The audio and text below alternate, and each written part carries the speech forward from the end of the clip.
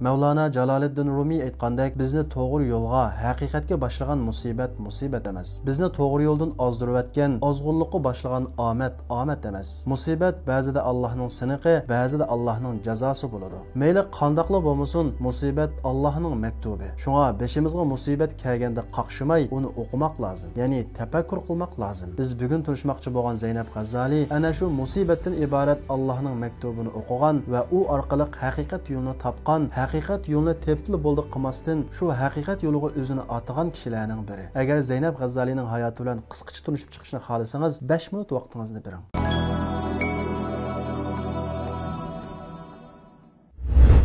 Zaynab G'azali 1971-yili 1-oyning 2-kuni Misrning Diqiliya viloyatida tug'ildi. Uning dadasi Azhar olimlarining biri bo'lib, Zaynab G'azalini kichkidan boshlabla diniy jihatda va jasorat va jur'at jihatda alohida ahamiyat berib tarbiyalaydi. Zaynab G'azali kichik vaqtida dadasi uningga yog'ochdan qilich yasab berib, birga o'ynaydi va islom dunyosidagi mashhur chidamchan va botur ayol sahaba Nusaybani o'ziga ulgu qilsin deb uni doim qizim Nusayba deb chaqirdi. Zaynab G'azali 11 yosh kirganda dadasi vafot topadi. Onasi uni va boshqa qarindoshlarini elib Qohiraga ko'chib ketadi. Uning she'riga alohida ishtiyoqi bo'lib, nutq so'zlash jihatdan alohida iqtidori bor edi. Dadasining uningga singdirgan jasorat va jur'ati uning iqtidorini namoyon qilishda muhim rol o'ynaydi va savoqdoshlari va maktab ichida nihoyat tezda ko'zi ko'rinadi. U to'liq o'tir maktabga chiqqan vaqtida Misrda yangidan bosh ko'tarib avj olgan Ayollar birlashmasi jamiyatining qurg'uvchisi Huda Sha'ravining leksiyalariga qatnashadi va Huda Sha'ravining ayollarni ozod qilish nomida elib borgan ayollarni hijoblarini tashlashga chaqirgan leksiyalarining ta'siriga uchraydi. Zaynab G'azali uzoq o'tmayla Huda Sha'ravining Ayollar birlashmasi jamiyatiga rasmiy a'zo bo'lib kiradi. Bu jamiyatning asosliq maqsadi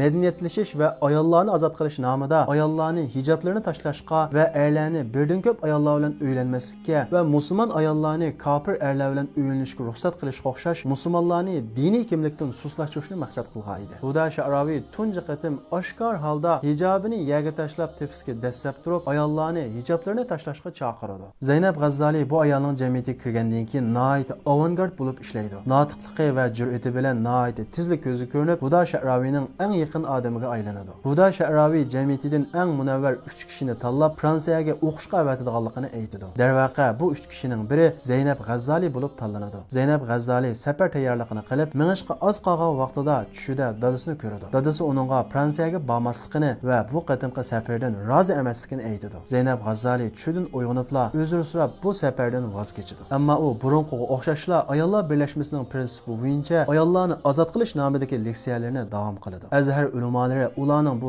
zaharlik fikriga qat'iy qarshi turadi. Hatto ular fikr to'plash orqali Zaynab G'azalini leksiya so'zlashdan cheklash talabini sunishni o'ylashadi. Ammo Azhar ulamolaridan Sheyx Muhammad Najjar degan kishi Zaynab G'azali bilan fikrlashib beqish taklifini o'tirib qo'ydi va Muhammad Najjar Ayollar birlashmasiga berib Zaynab G'azalining leksiyasini anglaydi. Zaynab G'azali leksiyasini tugatgandan keyin Muhammad Najjar Zaynab G'azalining qashig'iga berib, uning bilan fikrlashib beqish niyatining borligini aytadi. Zaynab G'azali nihoyat xushallik bilan qabul qiladi. Muhammad Najjar Zaynab G'azali bilan uzoq munoziralashgandan keyin uningga Allohdan hidoyat tilab duo qiladi. Zaynab G'azali hayron bo'lib, o'zining musulmon ekanligi, maqsadining faqat ayollarni ozod qilish ekanligini aytadi. Shuningdan boshlab Zaynab G'azali bilan Muhammad Najjarning munosabati quyuqlashadi va Zaynab G'azali ba'zi tushunmagan masalalarni Muhammad Najjardan so'rab bilib oladi. Zaynab G'azalining hayotida yuz bergan bir musibat uning hayotining burilish nuqtasi bo'lib qoladi. U bir kuni oshxonasida tomoq etayotganda gaz to'ng'i portlab ketadi. O't uning badaniga tutishib, ig'ir yaralanib, chal o'lik bo'lib qoladi. Uzun muddat o'rin tutib yetib qoladi. U yetish jarayonida ko'p o'yinlab Allohga mundoq duo qiladi. Ey Alloh, agar sen menga bu musibatni mening Huda Sha'ravining jamiyatiga a'zo bo'lganligim va beshimdan yog'liqni elayotganligim uchun bergan bo'lsang, men sana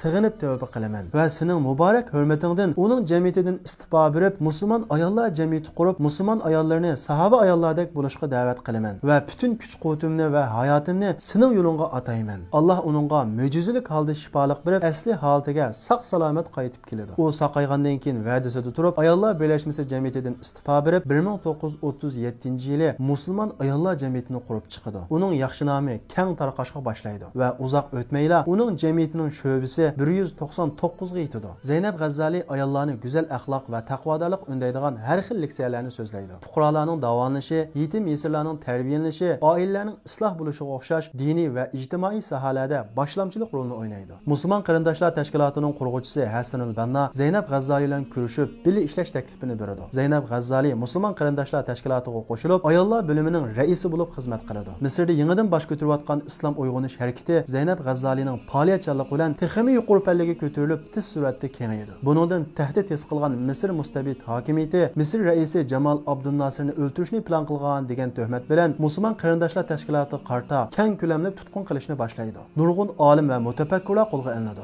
Zaynab G'azzoli bu siyosatga qat'iy qarshi turadi. 1964-yili 8-oyning 20-kuni Misr saqchilari Zaynab G'azzolining uyiga besib kirib, uni qo'lga oladi va Zaynab G'azzoliga muddatsiz qamoq jazosi beradi. U turmada tok so'qtirilish, izzat obro'yi tahdidga uchrash, g'oljir itloga taltish, hasharat va chashqonlar bilan birga sulab qo'yish, yemak ichmaksiz qoldirish, qamchilash va qabih tillar bilan haqoratlash qatorliq inson qalbidan chiqqan qiyin qistoqlar bilan qiynaladi. 1971-yili Jamal Abdunasir o'lib, Anvar Sadat hokimiyat beshiga chiqqan vaqtida Saudiya podshohi Faysalning o'tirg'i tushishi bilan Zaynab G'azzolini bundan keyin leksiya so'zlamaslik sharti bilan qo'yib berishga ma'qul bo'ladi. Lekin Zaynab G'azzoli bu shartni rad qiladi. Oxirida ular Zaynab G'azzolini shartsiz qo'yib berishga majbur bo'ladi. Zaynab G'azzoli turmadan chiqib, burunqidimi bakra qaysarlashib ketadi. Misr ichida va boshqa davlatlarga berib leksiya so'zlaydi. Afg'oniston urushida Afg'onistonga bir qancha qatim berib, Abdullah Azzam boshchiligidagi muhim uch qo'mondonlar bilan ko'rishib fikrlashadi. Pokistonga borganda Pokiston raisi Ziyaul Haq uni qarshi olib, uning bilan